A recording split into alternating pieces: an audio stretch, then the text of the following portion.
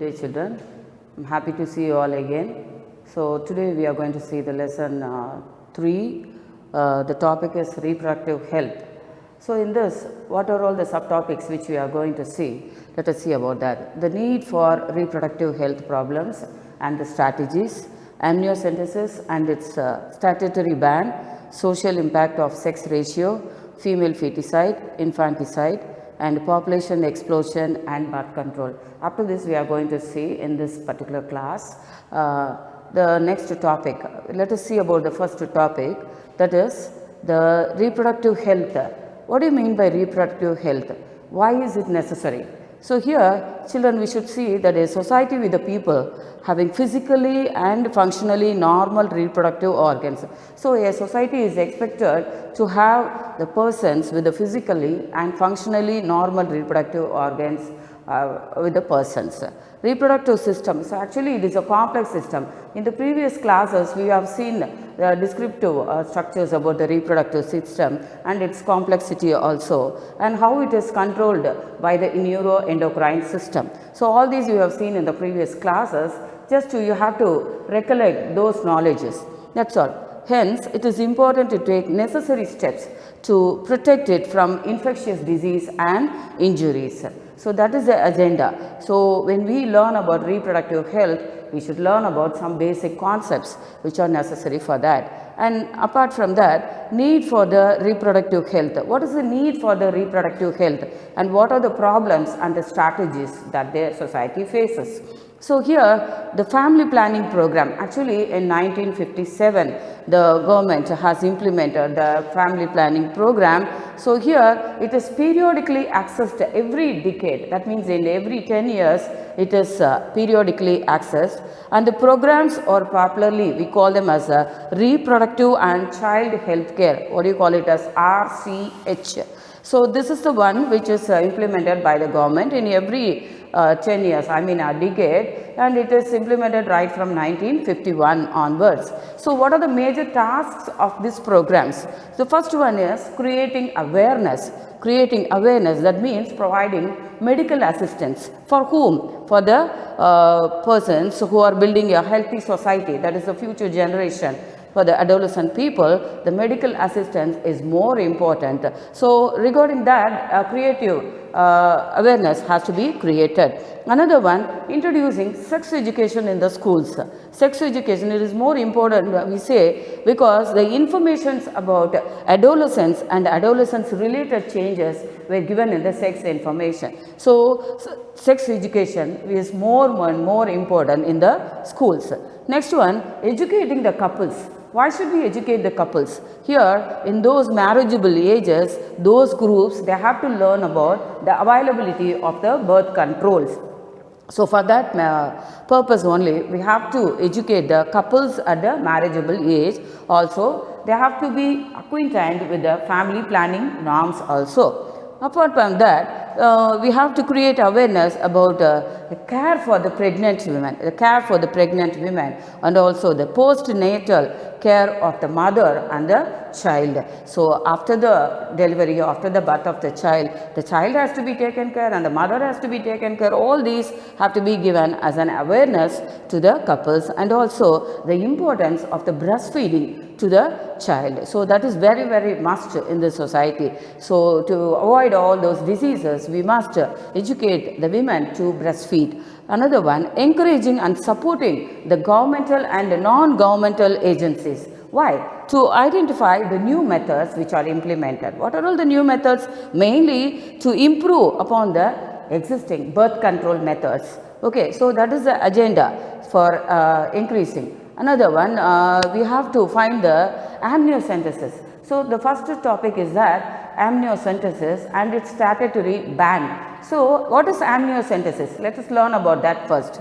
So actually it is a prenatal technique. It's a prenatal technique, that is prior to the childbirth, when the child is developing in the womb. It has to be found whether to detect any abnormalities which are present in the chromosomal count, that is chromosomal abnormalities of the fetus has to be analyzed.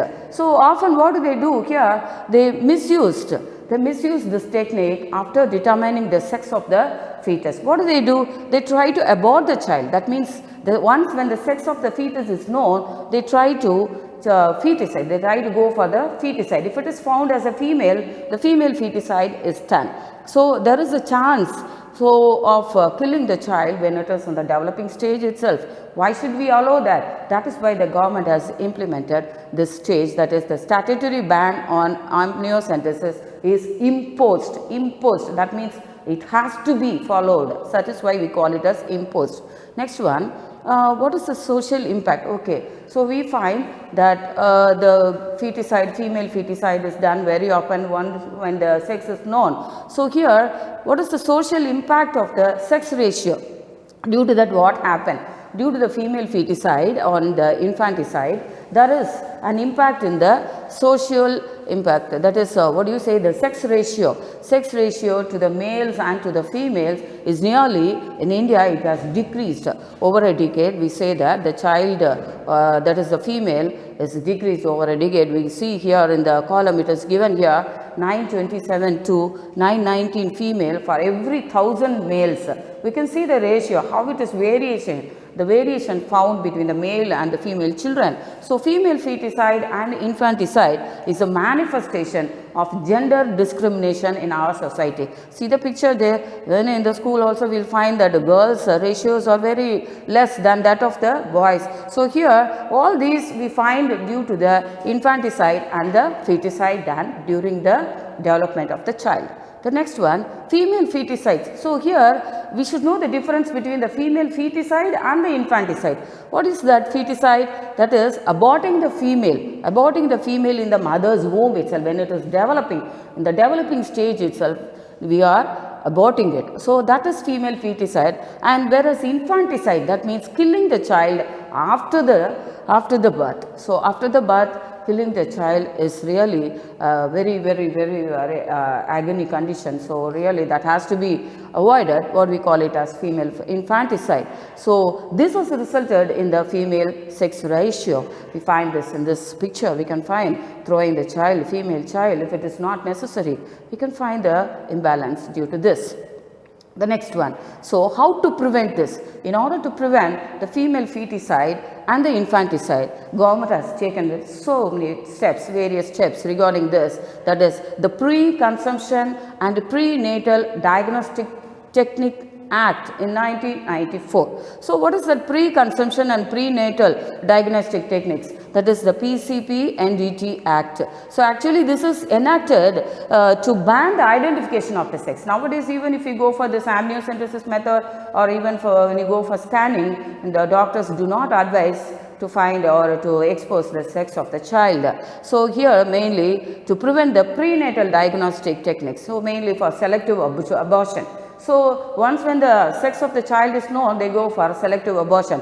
To avoid that, it is enacted here by the government itself. So next one, we find the population explosion and birth control. The next topic is population explosion and birth control. Population explosion, you see the diagram picture which is given there. The earth is loaded with the population, unable to bear the population. So to overcome this problem, the population explosion, birth control is the only available technique, we can say. That is the only available solution. So statutory rising. So what we have to do, how to create an awareness in the society is that to raise the age of the person, marriageable age of the female to 18 years and that of males to 21 years. So that is advisable, so that they will have a general knowledge about the birth control methods. Also incentives have to be given for the small families, that is with the couples with the small families, which will be an encouraging method for the small family to control the population growth in our country. So these are the methods which we adopt to control the population. And another one, when you talk about the birth control methods, so what is the birth control method? Why should we implement all this? The voluntary use. They have to be advised to use it voluntarily, that is the contraceptive procedures, to prevent the fertilization, mainly to prevent the fertilization or to prevent the implantation of a fertilized egg in the uterus. So that is why we call this as a birth control. So it is mainly to adopt mainly to adopt. What is the reason for adopting this birth control is to prevent fertilization, number one. Another one, to prevent implantation of the fertilized eggs in the uterus. Obviously, there will be no childbirth in that. So, an ideal contraceptive. So, how it should be? So, it should be user friendly. We call them as user friendly and another one is it is easily available with least side effects. And also, this should not interfere with the sexual drive of the person. So, this is what we expect when we use contraceptives. So, another one, there are two methods we find. One is a temporary method, another one is a permanent method. Two types of contraceptives, temporary, permanent. So, in that, natural, chemical, mechanical, hormonal barrier are the methods we find in the temporary birth control methods.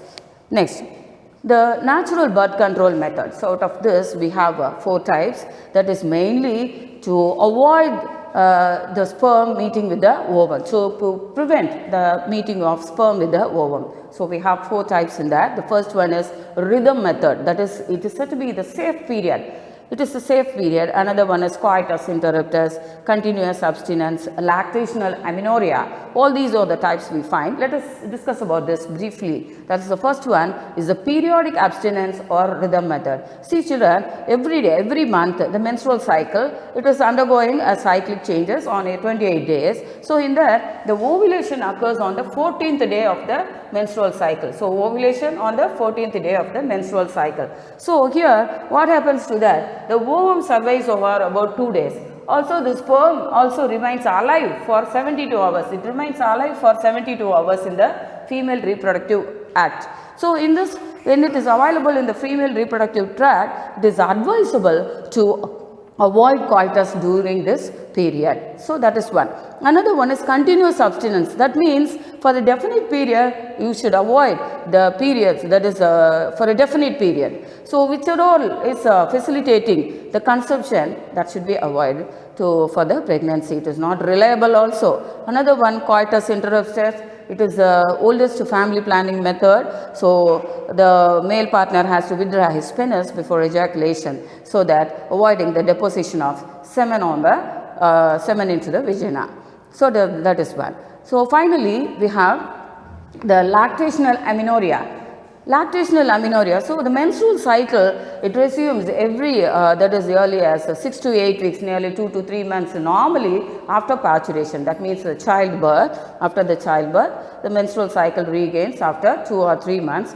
But if the mother is a breastfeeding person, so it might get delayed even for 6 months also. The reappearance of the ovarian cycle might get appear after 6 months also. We call it as a delay in the ovarian cycle. We call it as lactational amenorrhea. Lactational amenorrhea. So, what is the purpose? This is a natural one and an unreliable form of birth control. This is the number one natural method. So, here why does it occur is that suckling by the baby. So, when the baby suckles, the breastfeeding mother is getting she gets stimulated by the pituitary to secrete increased prolactin hormone. This increased prolactin hormone obviously increases the milk production.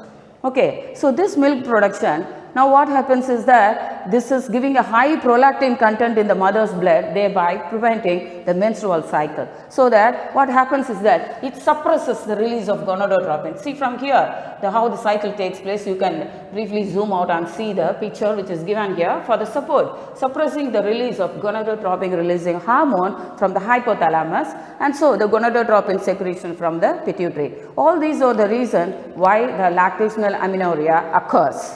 So, the next one is the barrier method.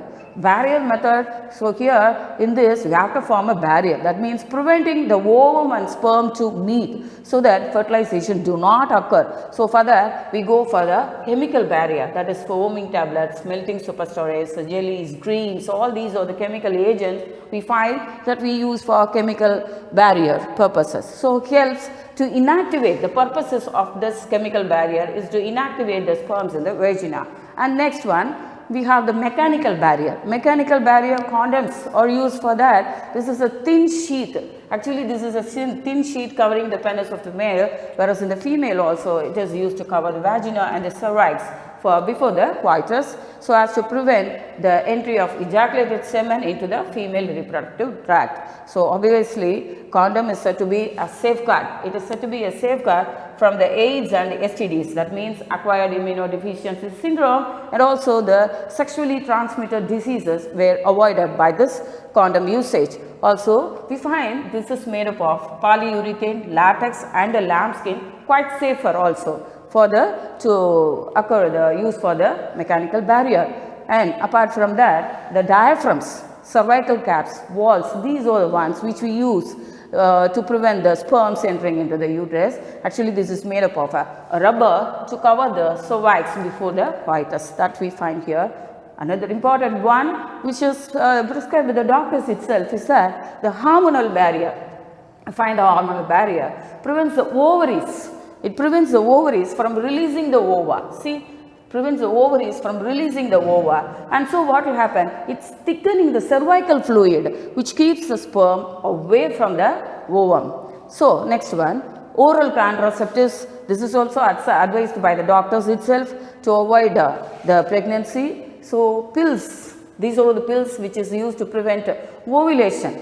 Ovulation, that means the ovulation is somewhat it is disturbed, so that by inhibiting the secretion of FSH and LH hormone. You know what is FSH? Follicle stimulating hormone and luteinizing hormone. So these two hormones are inhibited so that the ovarian cycle will be disturbed. Another one, a combined pill is also prescribed for the birth control method, so which is having the synthetic progesterone and estrogen, not disturbing the imbalance of hormone in the female's body. Okay, so you can see the picture here. The next one, usually in our country mostly we find this intrauterine device is used, that is IUDs. So this is mainly inserted by the medical experts only, not by self or any other persons, only by the medical experts in the uterus through the vagina. So here these are available as three types, that is one is copper releasing IUDs, hormone releasing IUDs and non-medicated IUDs. So three types are present. So here actually they increase the phagocytosis of the sperm. Phagocytosis of the sperm. Another one, it is also an ideal contraceptive for the females who want to delay the pregnancy. That is the agenda. What is the agenda of using this IUDs is that it increases the phagocytosis of the sperm. Another ones who want to delay the pregnancy. Those women who want to delay the pregnancy can use this IUDs. Okay, what type of IUD is present? So first one we are saying the copper one. The copper releasing IUDs, they differ from each other in the amount of copper. So the amount of copper is a variation here. We have 4 types: CUT 380A, Nova-T, CU7, CUT 380AG and multi-load 375. So these are the types we have in the copper IUD. So what is the purpose is that the difference is that they release free copper and copper salts into the uterus. So what happens after that? Thereby suppressing the sperm motility. And so the IUDs can remain in the uterus for about 5 to 10 years. It can remain in the uterus without any disturbances. So we find the other two also, that is the hormone releasing IUDs. What you see here is the Progestasert and LNG20. You can see the picture here. So often this we call it as IUS, intrauterine systems, which can increase the viscosity of the cervical mucus. So that what will happen, the sperms which are entering inside, they lose their motility. That is the agenda for this IUS. Another one is non-medicated IUDs. So here this is made of plastic or stainless steel. Plastic or stainless steel. So what do you call it as Lippes loop? It is a double S-shaped plastic device which is used as one of the device as IUDs. So all these are given for the birth control method. So we find children the permanent birth control method. All this time we have seen about the natural one. Now we have a permanent birth control method which is only done by the surgical sterilization. Those people who do not want to have any more children were advised to go for permanent surgical methods. That means the sterilization, what you call it as sterilization. So, the permanent one in the contraception methods in male and female, so that any more pregnancies are avoided. So, it blocks the transport of gametes. So, it blocks the transport of gametes and prevents conception. So, in this, the first one is the tubectomy. In females, the surgical sterilization, we call it as tubectomy. See the fallopian tube. Here what will happen, both the fallopian tubes are cut and tied up. A small incision is made in the abdomen, so that it is cut and tied up. So that what happens, this prevents the fertilization as well as entry of the egg into the uterus. That is one.